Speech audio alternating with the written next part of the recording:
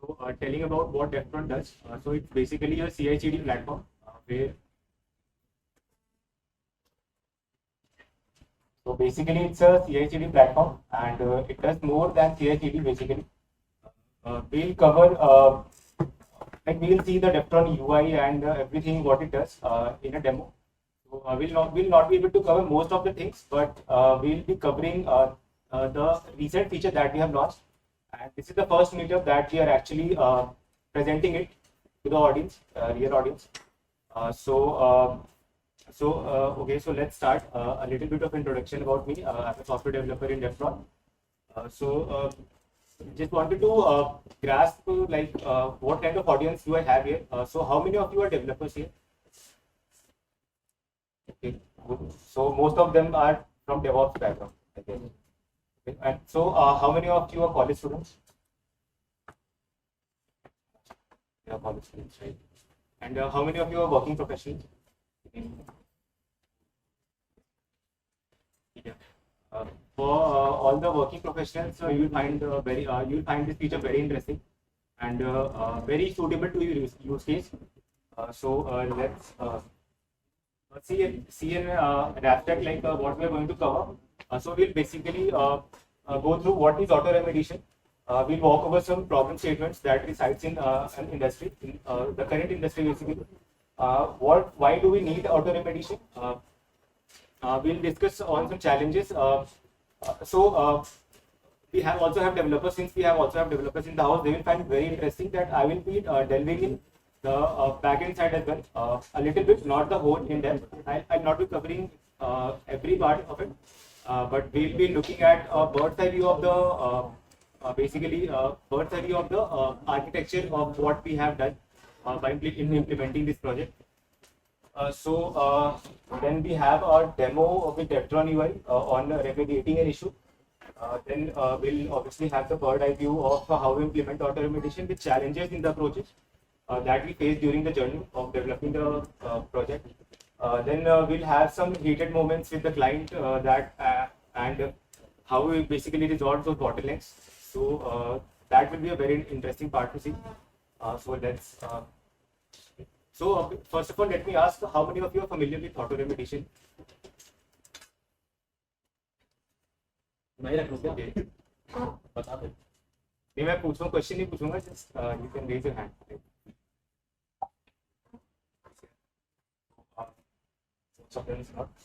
Okay, so first let me give you the definition of auto remediation. So basically auto remediation is an approach to automation that responds to certain events. It can take actions or series of steps. Basically, one step can be dependent on the other, and one step can be dependent on the other, and other step can also be dependent on the first one, because the failure and the success will also depend on the multiple steps. Okay, so it can take actions in series of steps. Basically, where each step completion or failure is dependent on the other. It's a prerequisite for the next step. Basically. So this is auto remediation. Example देखेंगे तो और जल्दी मतलब ज़्यादा अच्छे समझ में आएगा. सबसे पहले प्रॉब्लम स्टेटमेंट डिस्कस कर लेते हैं कि ऑटो रेमेडिएशन आया क्यों and why do we need it. So imagine you get an error event in your monitoring stack. Basically, the error events are from Kubernetes itself. So you know the fix, you know how to fix it, you know how to implement the fix, but when you are done fixing the problem, your business is already impacted. So you have already suffered a lot of downtime, and the delay in resolving those incidents can lead to prolonged downtime. And then consecutively the revenue loss and customer dissatisfaction. So another problem statement is that it ties up the valuable engineering resources. They have to do manual fixes and all. Another is say a node is running out of CPU and all.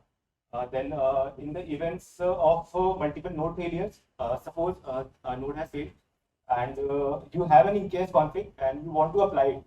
So by the time the DevOps guys see that the node is out of memory and by the time they are debugging it and they have resolved it, that is the time plus the compounded time of the EKS creating a cluster, which is additional 10 minutes.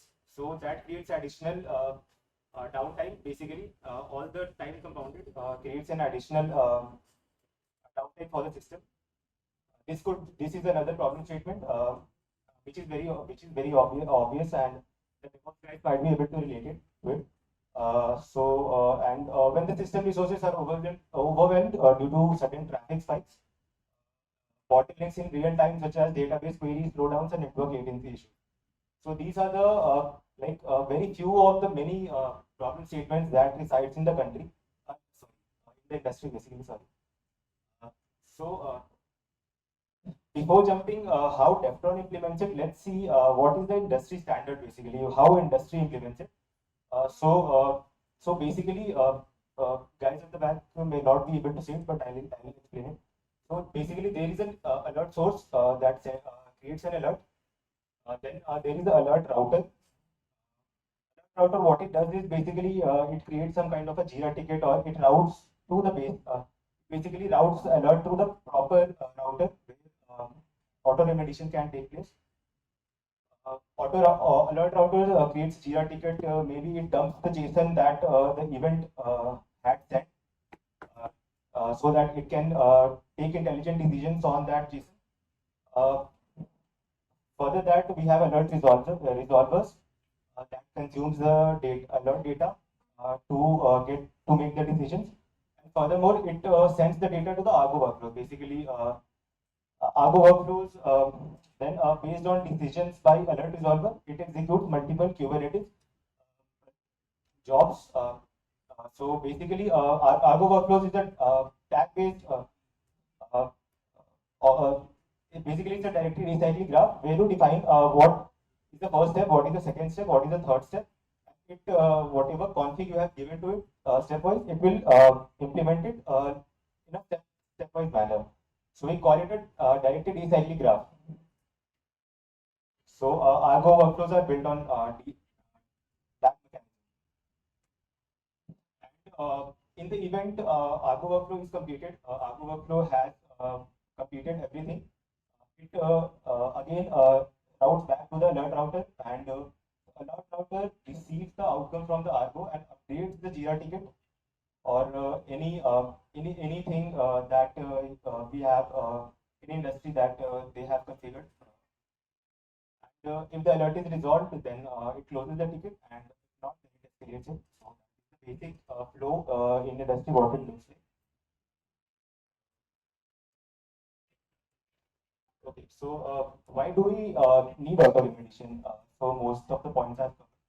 So to reduce the mean time to resolution of for known error events, basically. For still unknown error events, we have to do manual fixes. But in case they are known, you can create do auto-remediation. To free up basically engineering resources to do tasks that are more valuable to doing manual fixes. Then improve the operational efficiency, reduce the potential of human error during incident responses. So at Devtron only we have incidents where manual fixes have resulted in more AWS bills. So if that auto remediation would have been implemented, then that would have reduced the cost drastically. So we'll look at one of the examples also. But by automatically addressing the issues as they arise, and obviously auto remediation reduces the downtime. Okay, so let's. So basically talking about the challenges in auto remediation. So basically there are three steps in auto remediation. Basically not steps, three elements of auto remediation. So first is what K8S events to listen to. Second is what remediation needs to be taken. And the third is making the process transparent and auditable. So that in case auto remediation has the manual intervention can happen, and it can make those auto remediations fixes like whatever the issues that it has caused, we can manually fix it. So these are the three elements of auto-remediation basically. Okay, so events could be generated at any life cycle of Kubernetes. First could be Kubernetes events basically. Second, we have at the level of for Devtron. So basically, at Kubernetes events are basically something which are configuration changes. You can say, suppose you have a horizontal pod scaler enabled, and you want to increase the max replica count. So you increase it by one. So this is the configuration change. You have increased the memory resources. This is the configuration change. Second thing is state changes. So state changes basically suppose you have a deployment, creating a replica set, creating a pod. So in that case, suppose the pod is going out of memory. So that is a state change. Suppose if the pod is evicted, then that is also a state change. So we'll see a lot more more examples when we are doing the demo. Second is the Devtron events. So Devtron events are basically CI/CD events. Then there are vulnerability detected events. Those are basically we use a Trivy for scanning purposes. Previously we used to have Claire, but Trivy provides more all around scanning. So we have implemented Trivy over Claire. We also recommend every client that we have to implement Trivy. So those are vulnerability detected events. Then there are policy violated events. So we have very strong mechanism of RBAC implemented. Like super admins can give access to managers and managers can give access to developers who can perform various tasks at the Devtron level. So all of the feature is basically covered under the RBAC.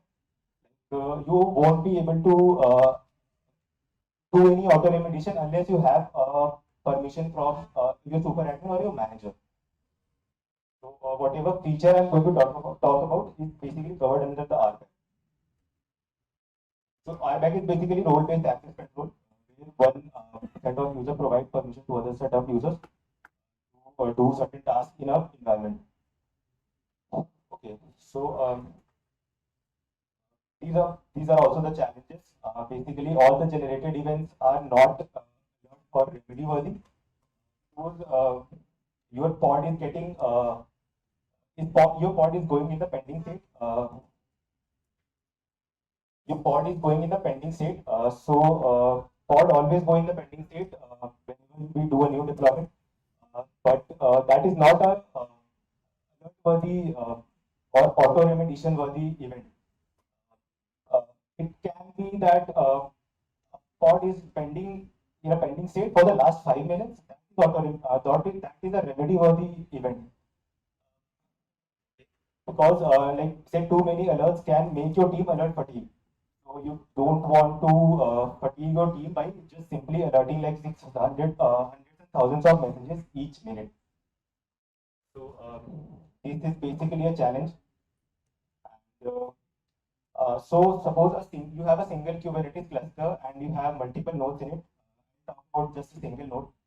Single node can have hundreds of thousands of pods and containers and other objects. So realistically speaking, it would be it will not be very feasible to track all of them and identifying potential issue by the hand.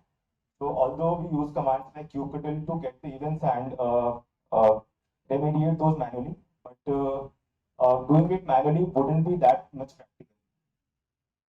So okay, so a little bit of demonstration on the Devtron UI. Then we will jump onto the architecture based thing. So what have we done and how we have implemented? So, this is a Devtron UI basically. You have a section where you can see all your Devtron apps and maps. So the feature we are going to talk about is the resource watcher. So watcher is something that is constantly watching over the Kubernetes events. So you can here create a watcher. You can specify which namespace to watch and which cluster to watch. If you want to specify if you want to watch a particular cluster event, you can define it. You can also add multiple clusters in Devtron also, and you can manage multiple clusters from here. And if you want to if you want to watch over all the prod environments, which is basically the most demanding use cases that we had from our clients. We wanted to watch over all the prod environments, but we do have for non-prods and specific namespaces also. Then the next step is to define which resources to watch. If you want to watch deployments or if you want to watch over the pods, you can do so by providing the kind here. Suppose if you want to watch over the deployments, you can click on deployments here. And okay. So next here is basically the CL expression, which intercepts the manifest changes. CL expression is basically common expression language developed by Google. It is an open source project where you can evaluate your constraints provided the manifest you have. So if you, for demo purposes, I also have a watcher configured. So I want to watch, say, all the prod environments in a specific cluster. I want to intercept the changes from deployment and pod. For simplicity's sake, I have put the CL expression as true. True is a valid CL expression. Suppose what would have been a complex CL expression? Say, so basically, when the events are dumped, you have two states. First is the initial state, and second is the final state. Initial state is the manifest of the object that was initially, and final state is the what it has updated to. Let's suppose max state because in an HPA has increased from 2 to 3. So that difference basically is the initial and final.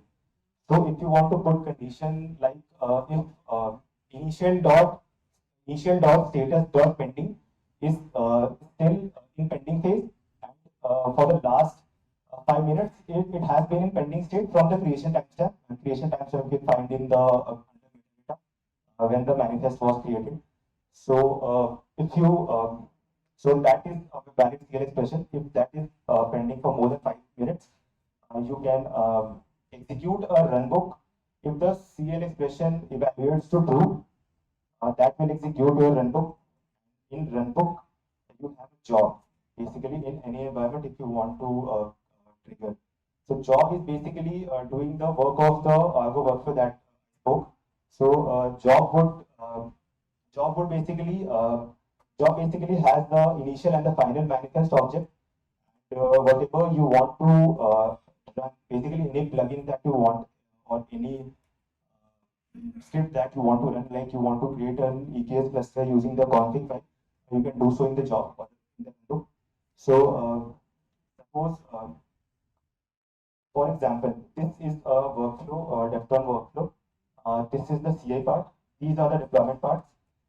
CI basically create the images and all, and these objects do the deployment. So suppose I had in my watcher configured that I want to watch over all the prod environments. So this is the prod environment. If I do any deployments, then the state will change basically. If the state changes,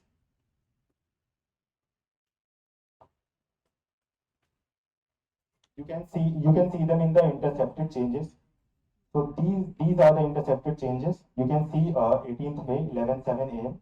So these are the intercepted changes that it has intercepted. You can view the manifest basically. So this is the initial one. This is the final one. What has changed? It has changed multiple fields in it. It has changed the resource version. It would have changed the image basically. Here we can see it has changed the image, statuses and all. Where is the job triggered? So you can see that in the logs basically. This is the job that is triggered.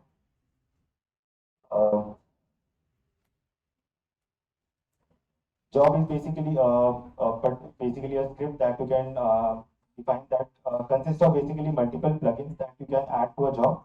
So these are the plugins that Devtron supports, and if you want to run your runbook or job after the events have successfully been intercepted, you can create everything. Like you have custom email notifier. You want to remediate. Suppose if the HPA is suppose the deployment uh, number of pods in a deployment has reached equal number to the max replicas in HPA. So and you want to auto-remediate this by using say I want to increase the max replica count in HPA by 1. In case in any future deployments, if you have any in any production server, if you have so many requests coming in, you have a max replica count already increased to 1. In case of multiple so many requests coming from clients. So you can do so. For simplicity purpose, I have simply put code. You can execute your custom script. You can have your EKS config file. You can dump it here and you can run it. So these are the steps of runbooks that you can run. Each one is dependent on the other. If one fails, then other fails. So at any point you can manually intervene and you can there is a proper audit log. You can check at which step it has failed in the logs. So yeah, this is the auto-remediation, and would have noticed that I had put a email. I wanted to send an email when the resource has changed or an resource had intercepted an event from Kubernetes. So there is also a email plugin that I had used, which had sent me an email. So anyone that is super admin in the Devtron and you want to get a mail from that particular auto-remediated like intercepted changes, you can get it from any plugin. You can get changes in notification as a Discord. You can have it or your notification on the Slack. So we support every. We also have custom webhooks. So any notification channel that you want, it will send it via that notification channel. Yeah. Okay. So I know it may be sounding a bit confusing, seeing the Devtron UI and all, but I'm going to talk a bit more about the architecture and all, how we have solved the issue of getting K8S events, and I'll also tell you how what is the average number of daily events that K8S sends. And, one of the how we have solved that challenge on very large scale. So this is a this is a manifest. This is basically the events that you get from Kubernetes. If you implement kubectl get events, you have field selector. You get events like warning. This is basically one is really this is the step one. This is the step two. This is the step three. So you have warning and everything. This is the equivalent events that you get. This is the JSON. This is the equivalent JSON that you get when you hit the K8S API server from the backend. So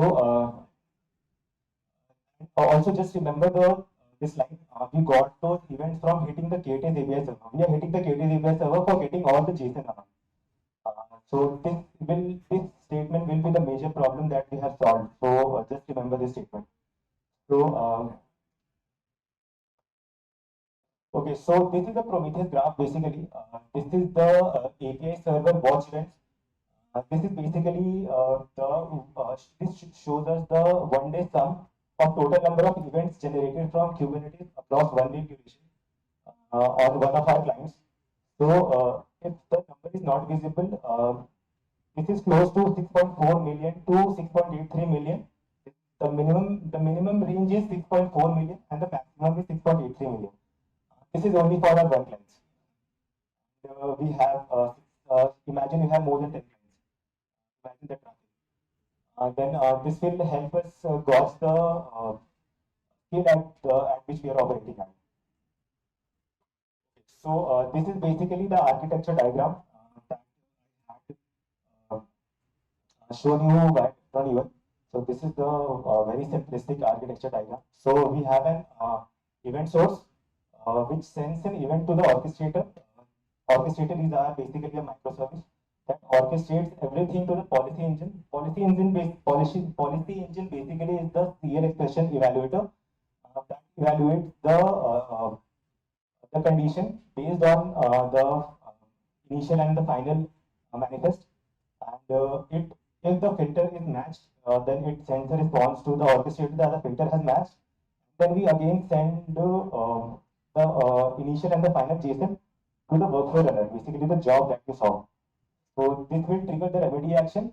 Whatever is the remedy action, you will see that in the results and the logs, because we dump all the initial and final state in the runbook basically. So we'll be able to. So there is transparency that what is the event, how the auto remediation has quickly fixed it. Okay, so what is the major issue of this approach? So let's understand the underlying issue basically that we had remembered earlier. We hit the K8S API server for getting all the events back. So what was the major issue with this approach? So here you can see API server requests. So API server requests are basically the API the requests that we make to the Kubernetes API server, and the responses we get back. So on an average, this is on a particular client. You can see the dip on Saturdays and Sundays because nobody works on Saturdays and Sundays. So basically, very less amount of traffic is there on the API server. Still, the minimum number of the minimum and the maximum range requests made to the API server is 0.05 million to 5.4 million. So this is the level we are operating at. So in auto-remediation, we show the difference between the manifest, initial manifest, and the final manifest. So where to get the manifest? Kubernetes, when you hit the Kubernetes API server for the events, it doesn't dump the whole manifest. It basically sends the count event manifest, and it doesn't have the all pod initial and final manifest. So what it we hit API server for that. API server to get the manifest of the pod, and basically any object, say be it pod, HPA, or deployment, or anything. So this is the amount of API request total that we had hit. This is the sudden spike because of the logic we had implemented earlier. That was the events. So you can relate to the graph. So this is the number of K8S events that we had received. This is sudden spike. This is the sudden spike when we are hitting the API server. So number of events received, we are going to hit the API server that number of times. So you can correlate this graph in that way. So again, the dip in this graph is basically on Saturdays and Sundays. You can correlate. Okay. So we fetch manifest by hitting the API server, which resulted in a huge CPU spike, which in turn reflected in the AWS and AKS bills. So that was the problem. So this is the CPU spike, a very huge CPU spike, one of our clients.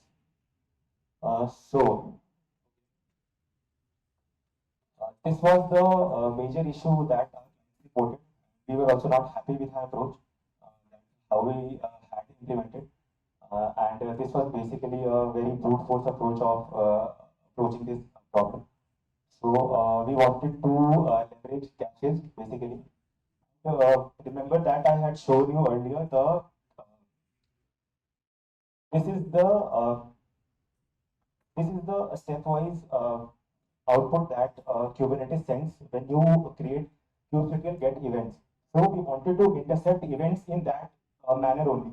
Like this is the step 1, this is the step 2, and this is the step 3. Like these are the like basically it's an ordering. We wanted to receive the events in that ordering only using cache.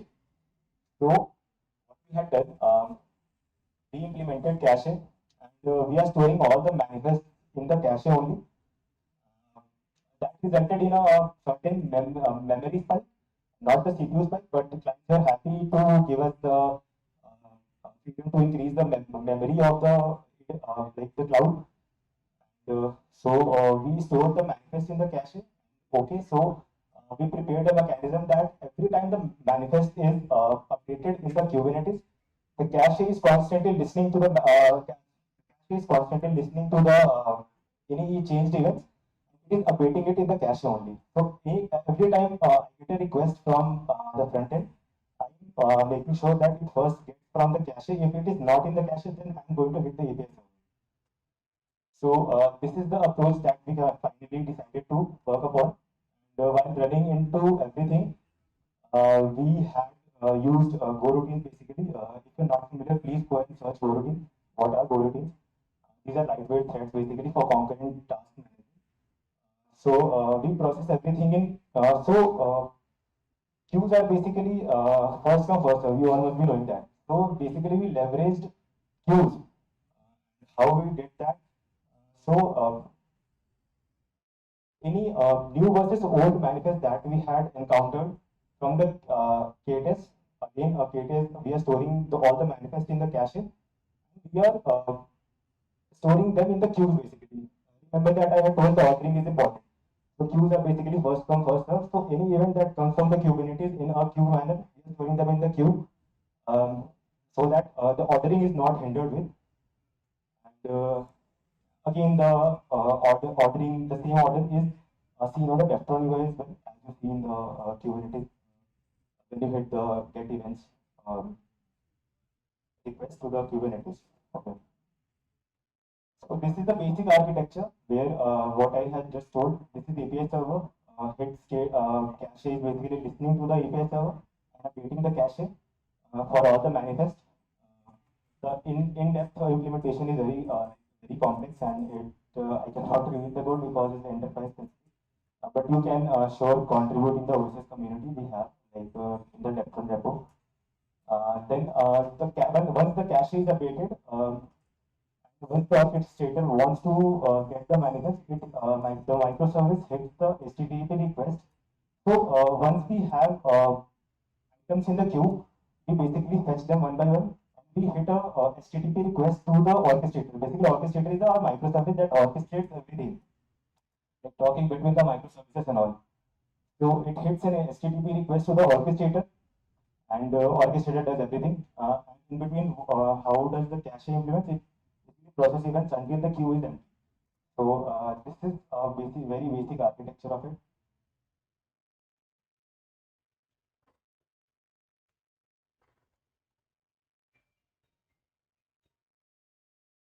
Okay, so this is the final slide. A very interesting anecdote that we had encountered while developing this feature was, and it also not only increased our wins but also thickened with our sense of humor. So what happened was, while our QA team was testing this feature, uh, they were basically listening to events in a particular namespace.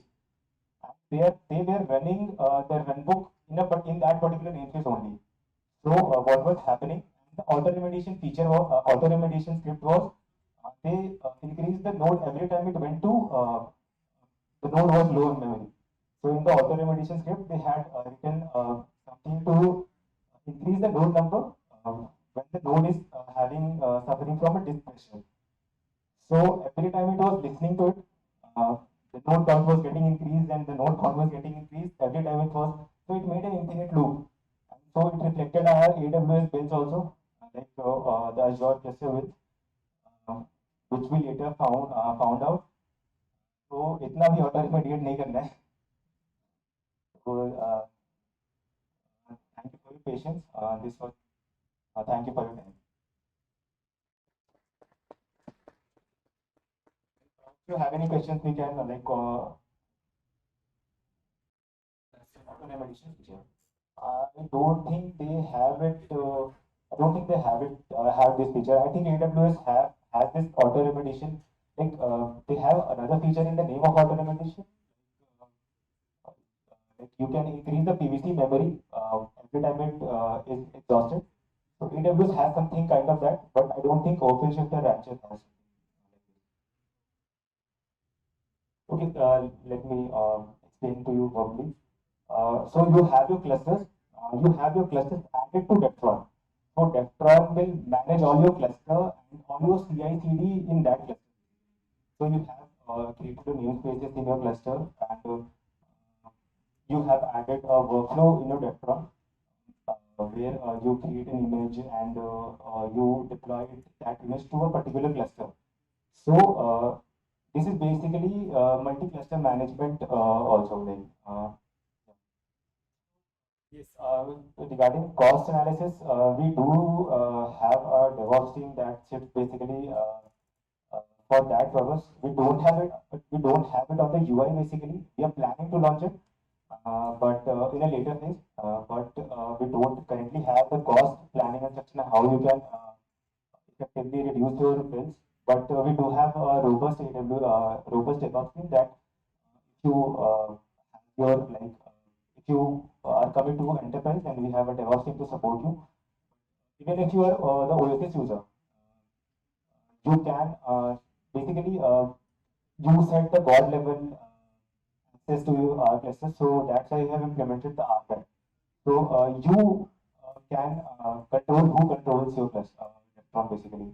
So Devtron will be installed in a cluster, and you will be suppose you have a company and you have onboarded it basically. So you will be the super admin, and you will control who will access that Devtron in that cluster basically. If you are super admin, basically the god level that you're talking about, we have super admin. The term is super admin for that. The super admin can give access to managers. Say we are the managers. Controlling managers don't have access to everything, like what super admin has to create and do the overall to create the workflows and CI/CDs and all. But manager has to a certain level of okay. So that we can मतलब हम बाद में कर सकते हैं like हम time खाएंगे बाद में उनका but that would be a demo I can give you later like after the talk. So thank you guys, that was me. Like for any further